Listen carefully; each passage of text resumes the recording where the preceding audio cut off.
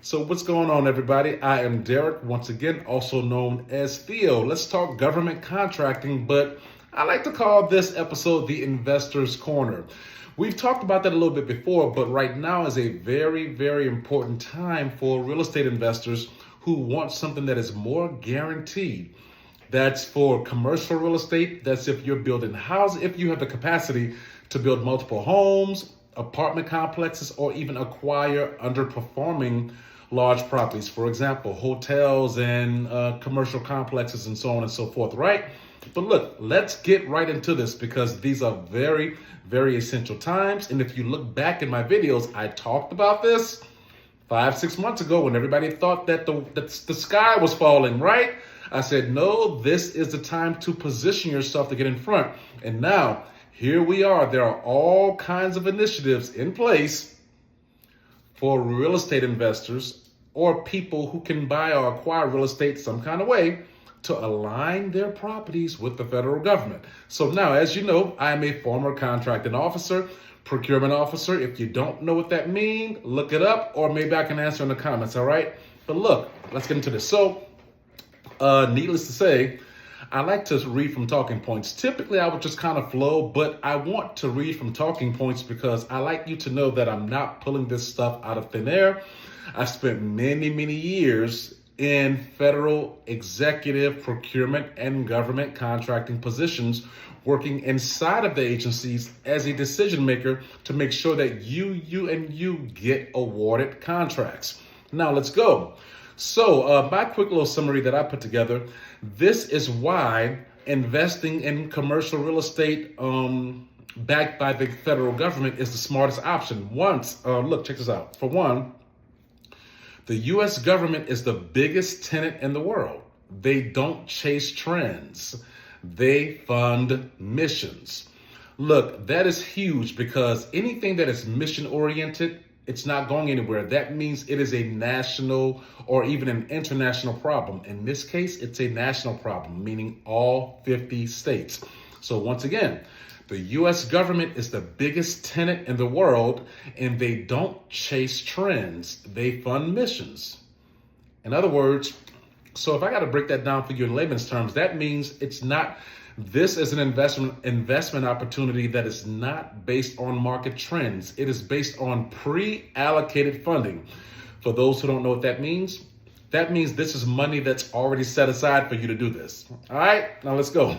All right, so look, think about veterans always need housing. Justice-involved citizens always need reentry programs. Troops always need lodging. FEMA always needs disaster housing, right?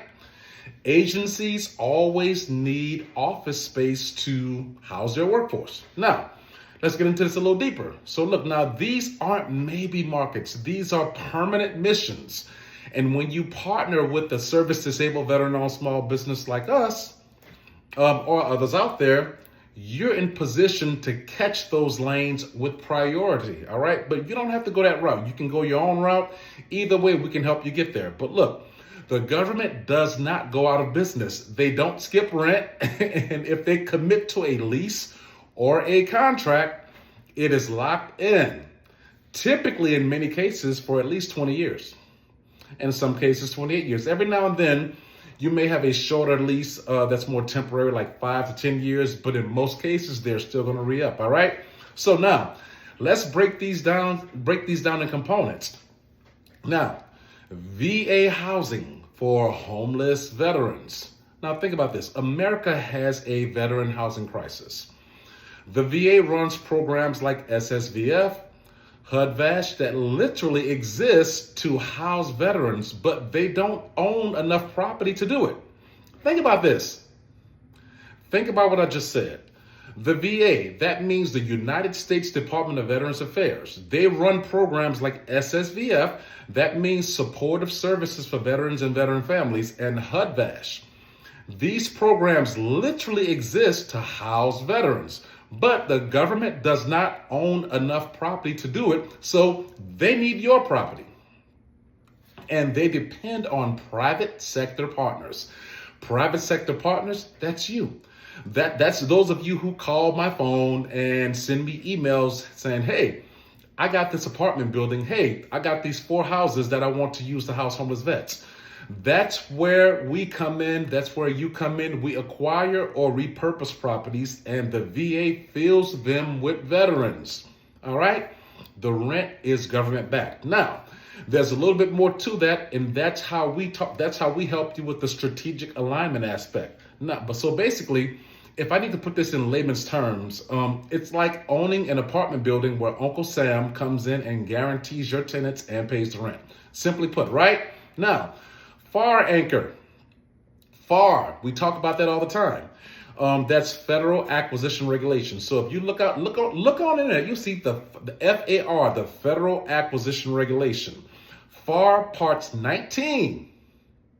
All right, it talks a whole lot about that. Also, the Veterans Affairs Acquisition Regulation, Part 852, that talks about the advantages of a service-disabled veteran-owned small business. That's us. All right.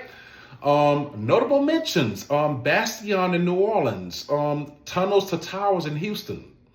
These models are already proven. So for those of you who need proof of concept, we don't even have to have that conversation. Also, the National Warrior Resource Center up in Los Angeles. But once again, that's Bastion, Bastion in New Orleans, Tunnels to Towers in Houston.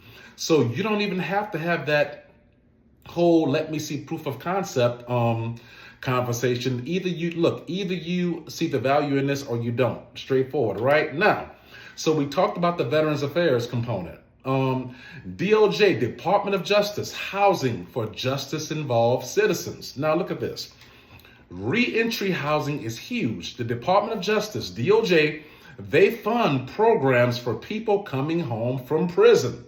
Why? Because if they don't have housing, they are more likely to go back inside. Stable housing equals safer communities plus lower cost, and investors can be a part of that solution. So once again, we talked about the Department of Veterans Affairs for homeless veterans. Now we are talking about the Department of Justice for justice-involved citizens. So reentry housing.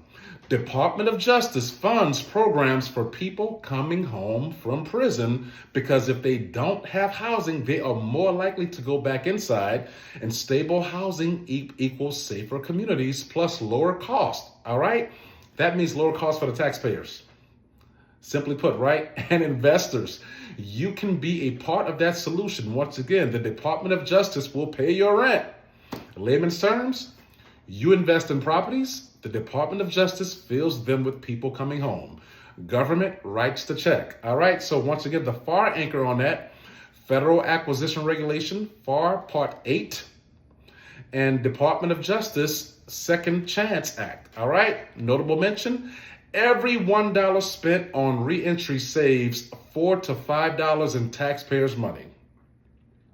How many people we got paying taxes in the United States? At least 100 million. Probably more than, well, it depends on how many adults we have, right? We have about 340 million Americans. So think about that. $4 to $5 in every in taxpayer money for each taxpayer. That's huge. All right, let's move on. Department of Defense, guest and government lease housing. The military is always moving people. Training, relocating, temporary duty, or TDY, as we call it, those of us who are vets.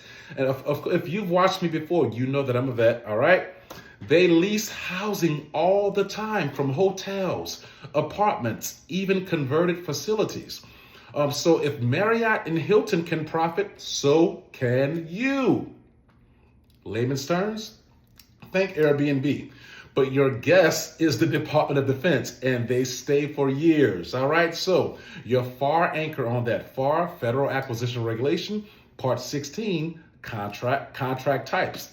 DFARS, Defense Federal Acquisition Regulations, leasing rules. Okay, now let's move on. FEMA. Matter of fact, no, let's back up real quick. So Department of Defense. Think about Army, Air Force, Navy, Marines, Coast Guard, and now Space Force. These people are always moving around, shuffling around. Sometimes You have soldiers or Marines or whichever troop, whichever branch it is, right? Airmen, seamen. We want to make sure we give everybody their props. Coast Guardsmen, right?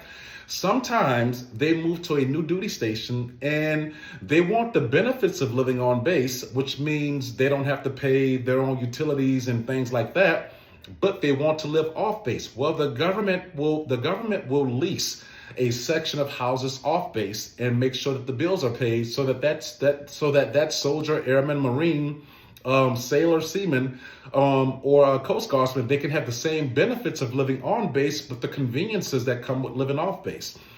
Sometimes when troops move to a new duty station, they have a hard time finding a place to live. So there are little hotels or Airbnb type of lodging facilities, if you will, where they will send these soldiers, airmen, marines, sailors, right? And guess who can lease those facilities to the government? You. That's what we are here to teach you how that alignment works. All right. Now, FEMA, this is a really good one because there's always disasters happening and we need recovery and response agencies like FEMA, disaster families and employees. Check this out. When disaster hits, two things happen. Families are displaced and need housing. FEMA brings in employees and reservists who also need housing. Hotels fill up fast. FEMA pays for pre-secured housing, and that's where we step in or teach you to step in. Look, there are so many different directions you can go with this, right? You can lease facilities to FEMA so that so that it's already in place.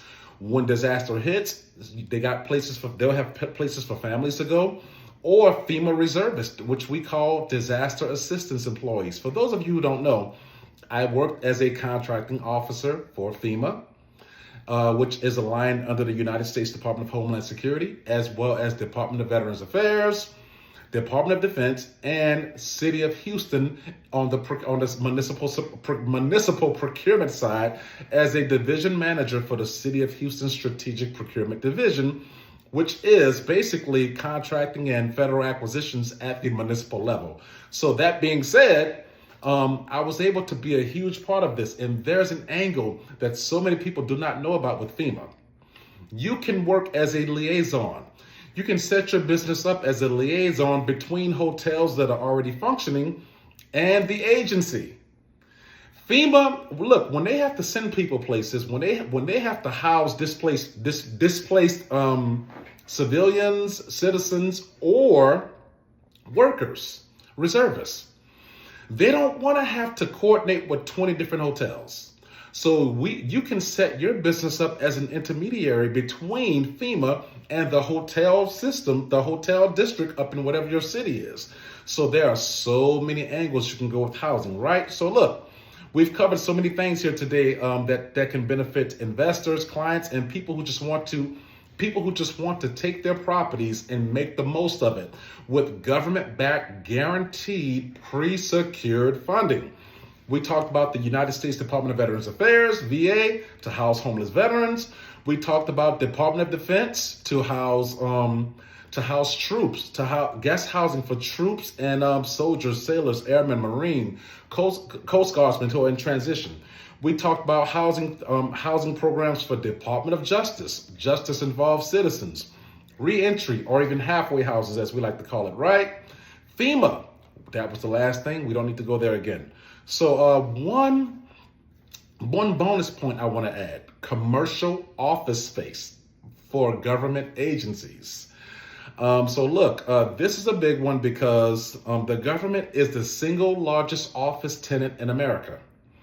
Agencies are relocating, expanding, and going green. When they lease space, they don't sign a 12-month deal. They sign 10 to 20-year agreements, which means if you have access to office space, you don't have to worry about commercial tenants coming in and out every other year or those ridiculously low cap rates. Some of you think that you're winning because, well, we got 7% cap rates. One of my cousins, he's an investor. He told me about how they got 10, 11% cap rates. I said, man, you got people working with the government who has 15, 20% cap rates and higher. All right. So look, your 5, 6, 7% cap rate does not impress me because I understand government procurement, and I also understand the great deals that are being secured by people who not only own commercial property, but those who are smart enough to lease it to the government. All right, talk soon.